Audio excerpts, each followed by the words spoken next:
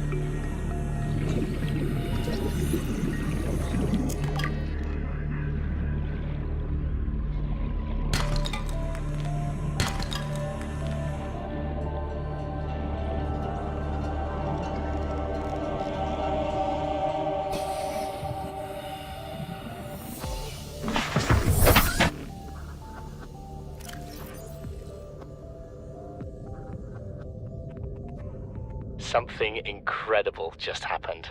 Since we're down here, I had this plan to build equipment and study the life forms we were encountering, but I didn't have enough enameled glass. So, I started looking for a natural substrate that would strengthen the glass we have, and those stalker teeth we've been finding fit the bill. Only, well, we needed more. That's when Marguerite got interested. She actually listened to me, more than I can say for father, and I worked up the courage to talk about my more tentative theories. When I told her they were attracted to metal deposits, that their teeth get dislodged when they pick them up, her eyes narrowed and she dashed out of the room. 3 hours later, she came back, her pack loaded down with stalker teeth. I asked her about it. She shrugged and said my theories were good. Said she had the meeting out of the palm of her hand. I think she meant it literally. She is incredible. She went out to the kelp forest armed with just a heat blade and went fin to fin with a pack of stalkers. On the one hand, that is the coolest thing I have ever heard. On the other, well, I hope the stalkers didn't come off worse than Marguerite did. She had a huge gash on her forearm. I don't think things went as smoothly as she made out. What's the point in surviving here if we have to kill everything that makes it so wonderful? I wish I knew more about these animals, but Father won't let me leave the habitat. Maybe with all this glass, we could build a containment unit and get up close to them.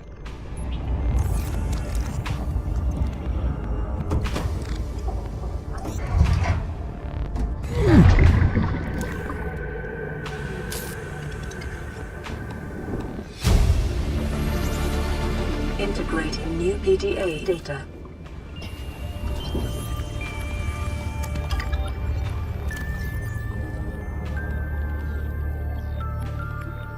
Son, there is always a pecking order. And in our world, money makes a hierarchy. I pay Maida a fraction of what I pay you, and you a fraction of what I pay me. If money makes the hierarchy, why is Marguerite making the decisions? We need her. We let her think what she likes, so long as she does what she's told. What if she doesn't? For enough money, she will. People always do.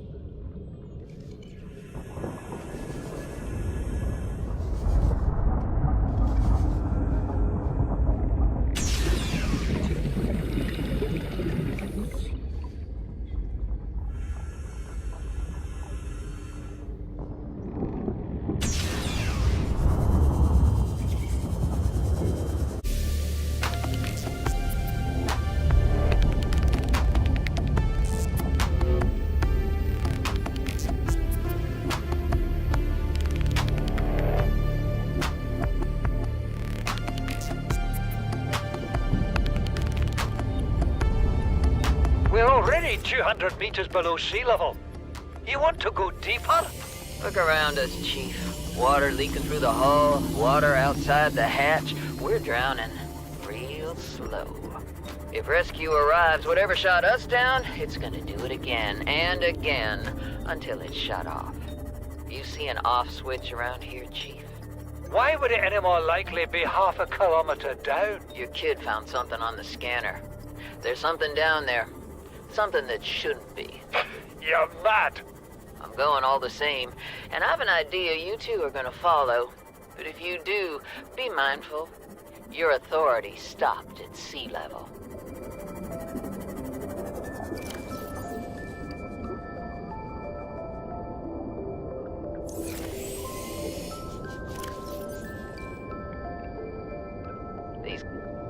These conniving corporate bourgeois, inbred, incompetent, self-absorbed jerks don't have a damn clue. The kid's not so bad. He's even useful. But I swear, everything that comes out of his father's idiot face is a narcissistic lie. He wants to stay in this cave, his problem. I'm the one doing the heavy lifting. When sea monsters are hunting you, you don't hide. You hunt the sea monsters. Then you build a bigger boat out of sea monster bones and you hunt bigger monsters. Keep going until there aren't any monsters left to hunt you. I'm going deeper. I'm gonna find what shot us down and I'm gonna tear its damn heart out. I've started the prep work. The kids taught me how to make enameled glass. I've started stockpiling metal ores to build myself a sea moth. I'll raid the indoor grow beds before I leave.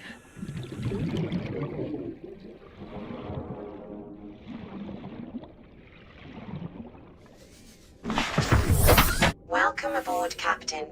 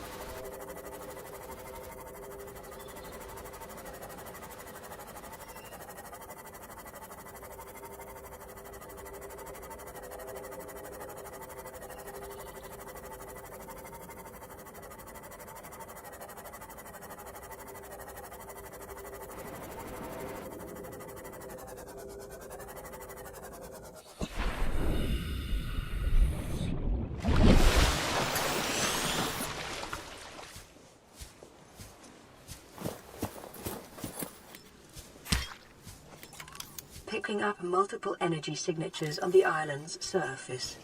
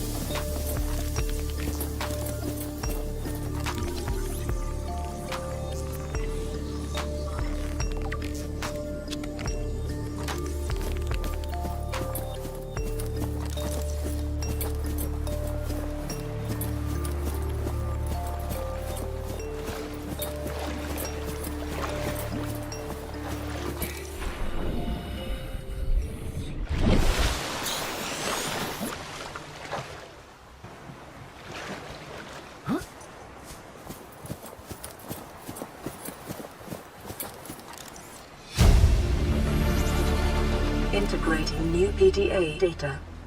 We have to board the Aurora, repair the long-range comms, make contact with the other survivors. We can't be the only two that made it. Those are not the orders the captain gave me, and they are not the orders I'm giving you. This isn't chain of command, it's survival. My obligations as acting commander don't turn on their convenience. Get out of the water. If I get into trouble, I'll send you my coordinates. I can't let you go alone. Then come with me. You don't leave me much choice.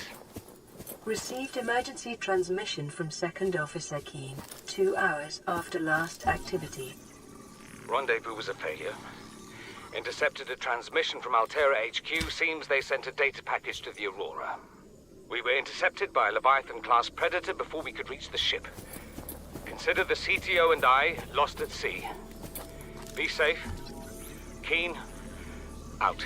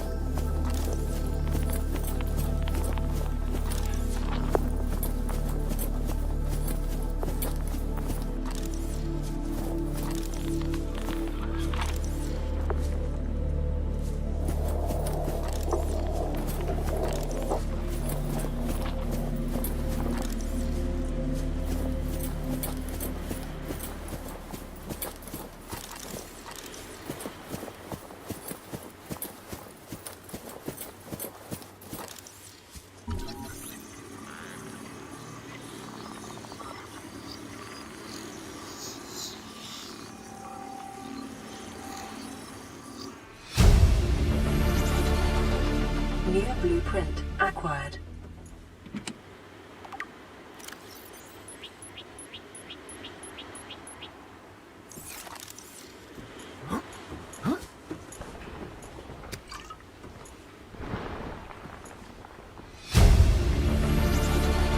Integrating new PDA data.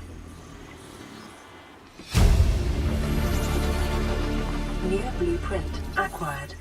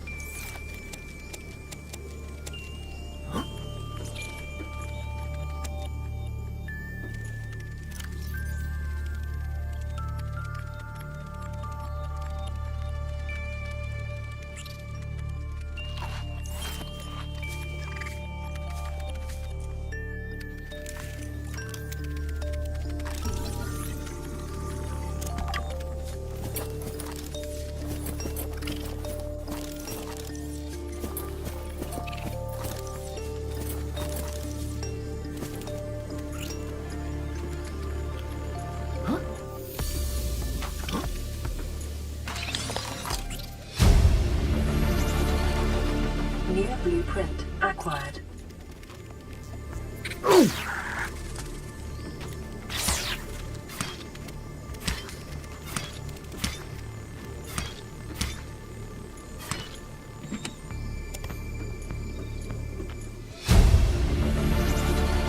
Integrating new PDA data.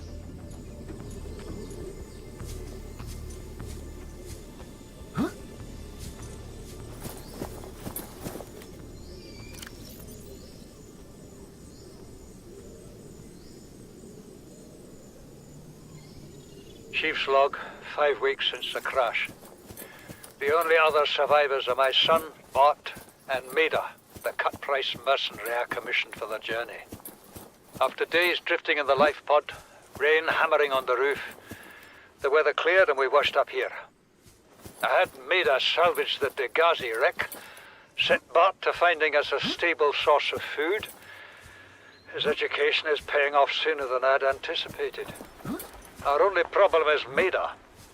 She says the weather's going to turn. I say she's finding excuses to risk our lives.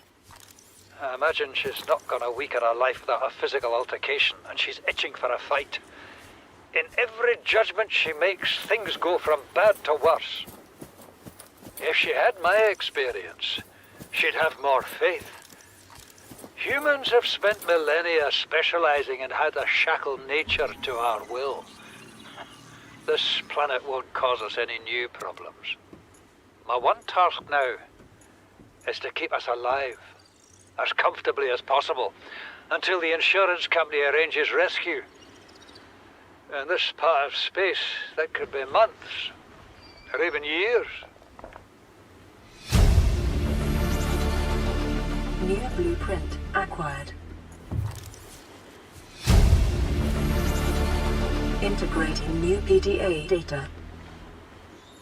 This island is a godsend. Look out of the window. No predators, fresh food. No building materials, nothing left of the ship. And your kid says we're gonna starve without more grow beds. Speak up, kid. It's true, Father. The natural growth rates are too slow to keep supporting us. All I'm saying is ocean's got us surrounded. No use hiding. Sooner or later, we'll get our feet wet. The rest of your life may have been a fight, Maida, but I've made my decision. You want to forfeit your emergency pay to take a swim? Go ahead. Believe me, I'm thinking on it.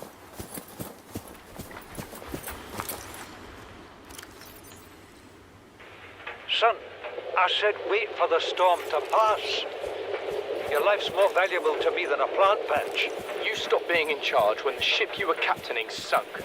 I'll stop being in charge when you take charge of yourself. Say, Chief. Chief, What? do you know how to drain those grow beds of 40 tons of stormwater? Or how to conjure food from the air? I know how to prioritize. I'm just saying, if that's so, what's your boy's life worth to you today? If tomorrow you're gonna be so hungry you start wondering what he tastes like, let him go deal with the plants. Son, go deal with the plants. Bard, Torgo has disembarked the habitat. Interfere with my family again, and when rescue arrives, I will leave. Welcome Do you aboard, understand Captain. me? No rescue coming, Chief. Not in time. No staying here neither. This rain keeps falling, sooner or later this place will be buried. Only choice we got is whether to get buried with it.